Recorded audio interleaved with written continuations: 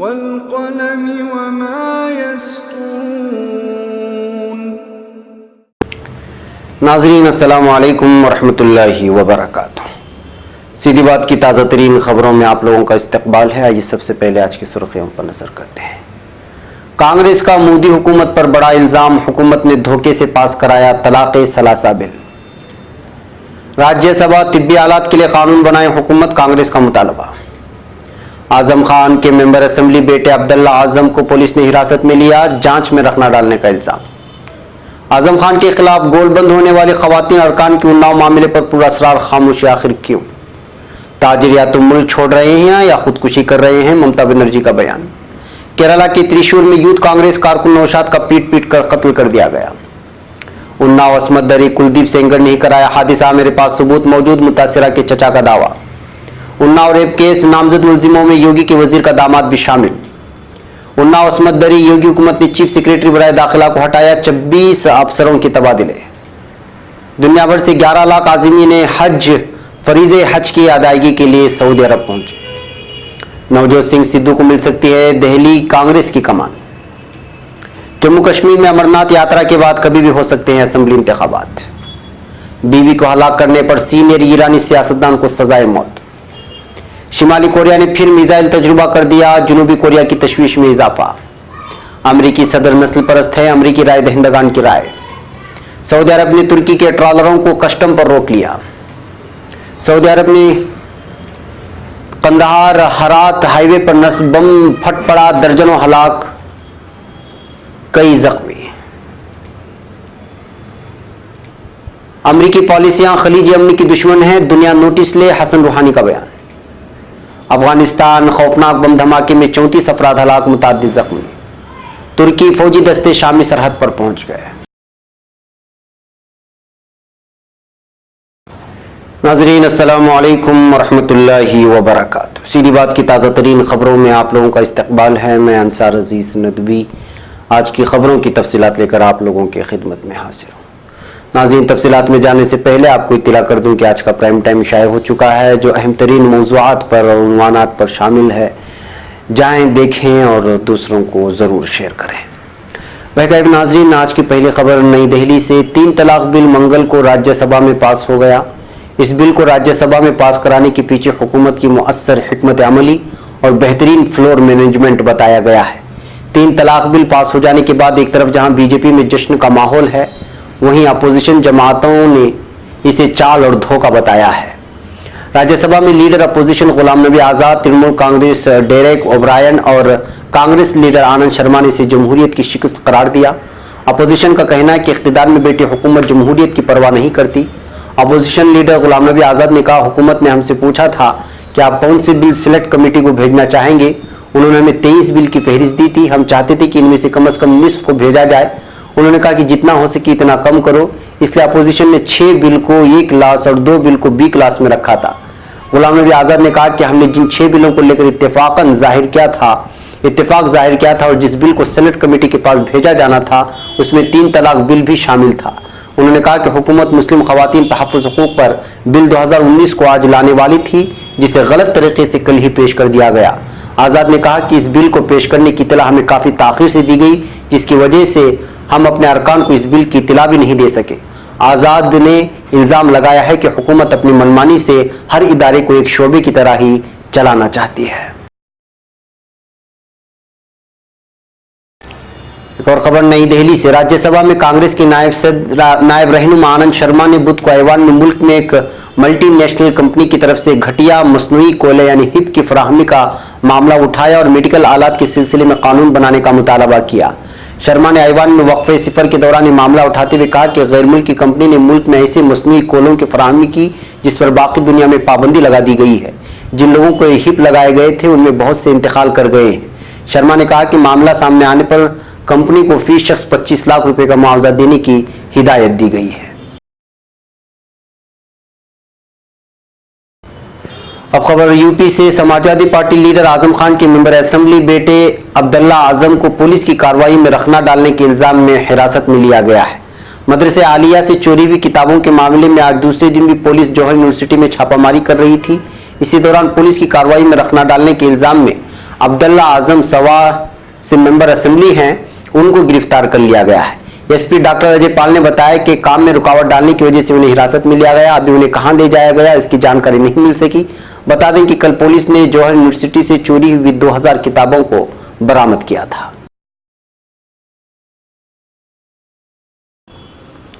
मुअज़्ज़ज़ व मुकर्रम सीधी बात के नाज़रीन, सीधी बात के इश्तिहारी मेंबरशिप कार्ड से जुड़िए और अपने कारोबार समेत अपने तालीमी व दीगर इदारों को मजबूत कीजिए। सीधी बात ला रहा है मुख्तसर मुद्दत के लिए बहुत ही अनोखा और भरपूर फ़ायदेमंद ऑफर। हमारी इस इश्तिहारी मेंबरशिप से जुड़िए और अपनी तिजारत को फ़रोग़ देने के साथ साथ इदारे सीधी बात को मजबूत कीजिए। लाइफ टाइम इश्तिहारी मेंबरशिप कार्ड की तफसीलात हासिल करने के लिए इस नंबर पर व्हाट्सअप करें, चाहे मुल्क के किसी भी कोने से या बैरून ममालिक से ही क्यों ना हो। नंबर है 9663027449।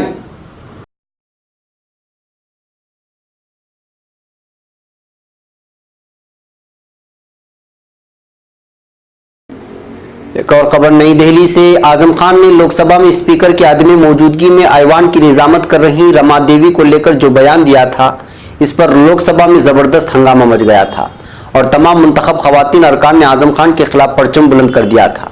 मरकजी वजीर स्मृति ईरानी से लेकर अनुप्रिया पटेल, सुप्रिया सोले, किनीमूजी वगैरह ने रमा देवी के साथ जिस एकजहती का मुजाहरा किया वो देखते ही बनता था। आजम खान के बयान पर उनकी एकजहती और गुस्सा जायज़ था। खवातीन अरकान की इस एकजहती की वजह से आजम खान को ऐवान में खड़े होकर गैर मशरूत माफ़ी भी मांगनी पड़ी थी।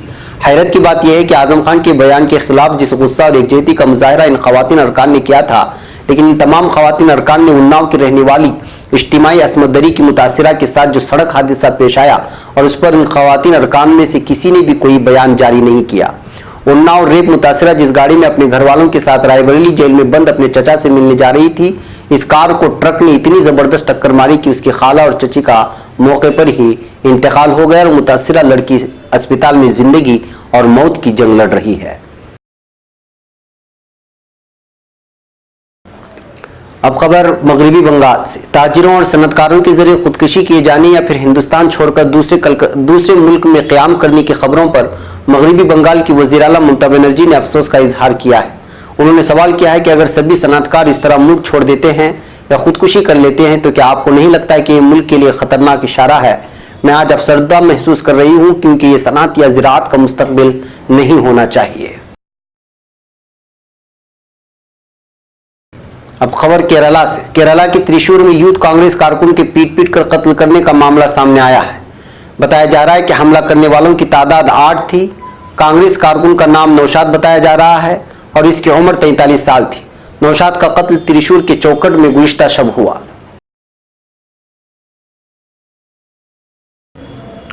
अब खबर उन्नाव से। उन्नाव असमदरी वाक़े की मुतासिरा की चची की आखिरी रसूमात अदा हो गई हैं। आखिरी रसूम अदा करने के बाद मुतासिरा के चचा ने दावा किया है कि उनके पास इस बात के सबूत मौजूद हैं कि हादिसा बीजेपी रुकन असेंबली कुलदीप सेंगर ने ही कराया है। उन्होंने मजीद कहा कि इस लड़ाई में हम पूरी मजबूती के साथ खड़े हैं, इंसाफ की लड़ाई में पीछे नहीं हटेंगे। रुकन असेंबली कुलदीप सिंह सेंगर समेत सभी मुलजिमीन को सजा दिलाकर ही दम लेंगे।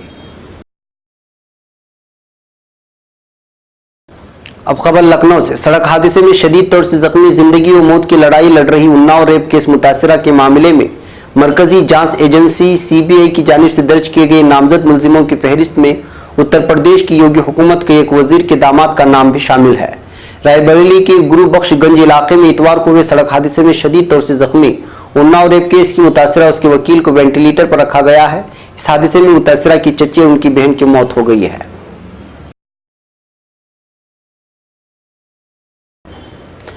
अब खबर यूपी से। सोनभद्र में कत्लेआम और उन्नाव असमदरी मुतासिरे को सड़क हादसे में जान से मारने की कोशिशों का मामला सामने आने के बाद यूपी के निजाम कानून पर उठ रहे सवालों के दरमियान योगी हुकूमत ने चीफ सेक्रेटरी दाखिला अरविंद कुमार को उनके ओहदे से हटा दिया है।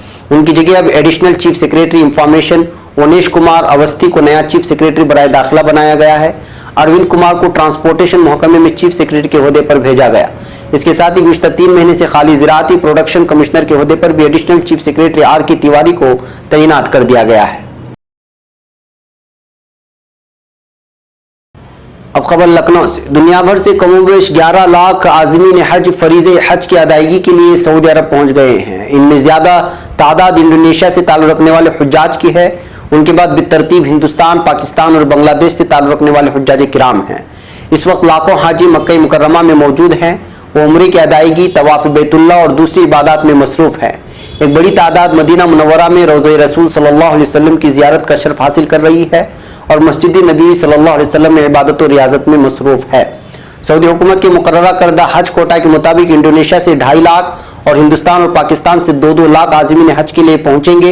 हिंदुस्तान से सोमवार तक 1,36,000 जबकि पाकिस्तान से 1,35,000 आज़मीन हज सऊदी अरब में पहुंच गए हैं। अब खबर नई दिल्ली से। शैला दीक्षित के इंतकाल के बाद दिल्ली कांग्रेस के नए सदर को लेकर जाली तलाश खत्म होती नजर आ रही है।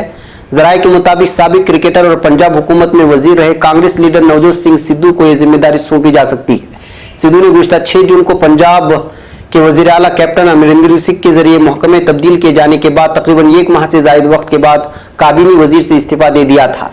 लोकसभा इलेक्शन 2019 में पंजाब में कांग्रेस को अच्छी तादाद में सीटें न मिलने का ठेकरा वजीर आला अमरिंदर सिंह ने नवजोत सिंह सिद्धू के सर फोड़ा था।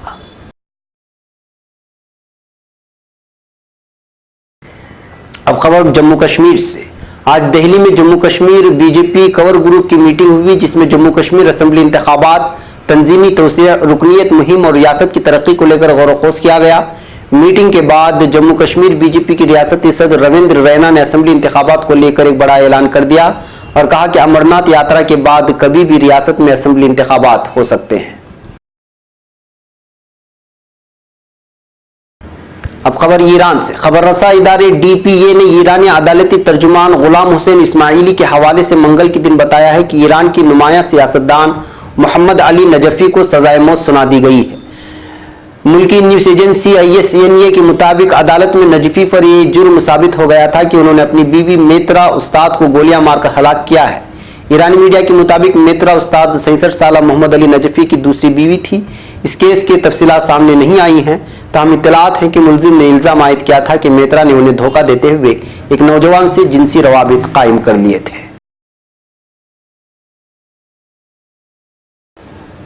अब खबर शिमाली कोरिया से। शिमाली कोरिया ने आज एक कम फासले के बैलिस्टिक मिसाइल का तजुर्बा किया है। वाज़ेह रहे कि चंद रोज कबल भी शिमाली कोरियाई हुकूमत ने ऐसी मिसाइल के तजुर्बात किए थे जिनका मकसद अगले माह शुरू होने वाले अमरीकी और जनूबी कोरियाई फौजी मशकों को रोकना ख्याल किया गया था। आज के रोज ये तजुर्बाती मिसाइल मशरकी साहिली शहर वनसान से दागे गए हैं। जनूबी कोरिया की फौज के सरबराह का कहना है कि वो सूरत हाल की निगरानी कर रहे हैं और मजीद तजुर्बात का इम्कान है।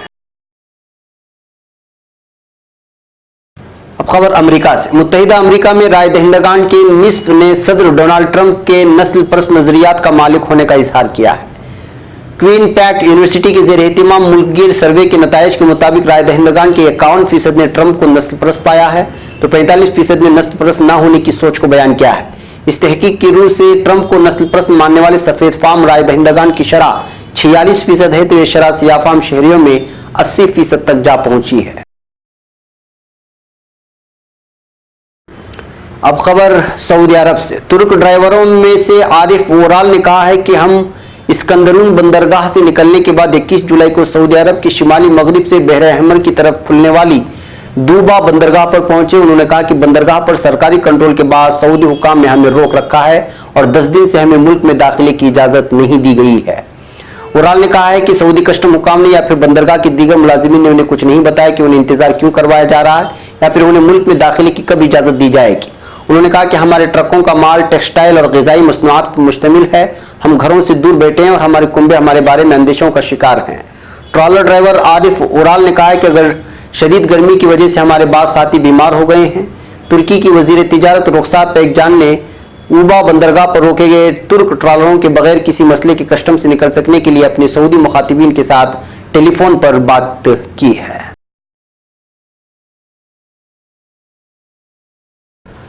अब खबर अफगानिस्तान से। अफगानिस्तान के मगरिबी सूबे फर्राह में से गुजरने वाले कंदार हर्रात हाईवे पर नस्ब एक बम के फटने के नतीजे में एक बस में सवार 34 मुसाफिरों की हलाकत हो गई है, जिनमें खवातीन और बच्चे भी शामिल हैं। सूबा इंतजामिया के तर्जुमान के मुताबिक 10 जख्मी मुसाफिरों में से बाज़ की हालत तशवीशनाक है। हलाकतों में इजाफा हो सकता है। सड़क के किनारे बम नस्ब करने की जिम्मेदारी किसी अस्करी ग्रुप ने अभी तक कबूल नहीं की है। वाज़ेह है कि धमाका अक़वाम मुत्तहिदा की उस रिपोर्ट के एक रोज़ बाद हुआ है जिसमें कहा गया था कि सन 2019 के पहले हिस्से में शहरियों की हलाकतों में गैर मामूली इजाफा हुआ है और ये तादाद 1300 से जायद हो चुकी है। अब खबर ईरान से। ईरान के सदर हसन रूहानी ने मुतनब्बा किया है कि ईरान के खिलाफ उठाए गए तमाम अमरीकी इक़दाम रायगान जाएंगे और अगर ऐसा जारी रहा तो उसके नताइज हम सब के लिए खतरनाक होंगे। ईरानी सदर ने यह बात फ्रांसीसी हममनसब एमानुएल मैक्रोन से टेलीफोन पर राब्ते के दौरान कही। दोनों सदूर ने ईरान को जौहरी प्रोग्राम और इलाके में कशीदगी के मौज़ूआत पर तबादले ख्याल किया। ईरानी सदर ने कहा कि अमरीकी पॉलिसियां खलीज में इस्तेहकाम और सलामती की दुश्मन हैं जिसका असर पूरी दुनिया पर पड़ रहा है। उन्होंने कहा कि ईरान खित्ते में कशीदगी बढ़ाने की मुखालिफत करता है। जौहरी मुआहदे से मुतालिक रूहानी ने कहा कि इसकी पासदारी का मतलब आलमी ममालिक से ताल्लुकात को मामूल पर लाना है। इस मुआहदे की मुकम्मल एहतराम के बदले हम पर इख्तिसादी पाबंदियां कम न हुई। अमरीका के अखराज के बाद बाज़ यूरोपीय कंपनियों ने भी ईरान में सरमायाकारी से मुंह मोड़ लिया है। एक और खबर तुर्की से। तुर्क मुसल्लह अफवाज की तरफ से मुल्क की शामी सरहद पर मुतय्यन फौजी यूनिटों के लिए बख्तरबंद गाड़ियों और कमांडो यूनिटों की कुमक भेजी गई है। मुख्तलिफ यूनिटों से भेजे गए कमांडोज पर मुश्तमिल बख्तरबंद गाड़ियों और बसों समेत कुल 12 गाड़ियों का कानवाई जिला शानली उर्फा की तहसील जैलान पनार पहुंच गया है। हिफाजती इक़दामात के साथ जैलान पनार पहुंचने के बाद convoy first front division commander office पहुंच गया। इत्तलात के मुताबिक इन फौजी यूनिटों और कमांडोज को सरहद पर मुतय्यन फौजी यूनिटों के लिए कुमक के तौर पर भेजा जा रहा है। नाज़रीन, ये थी आज की ताज़ा तीन खबरें। अगली ताज़ा तीन खबरों के साथ फिर आपसे मुलाकात होगी। हमारी पूरी टीम को यहाँ पर इजाज़त दें। अस्सलामु अलैकुम रहमतुल्लाहि व बरकातुहू।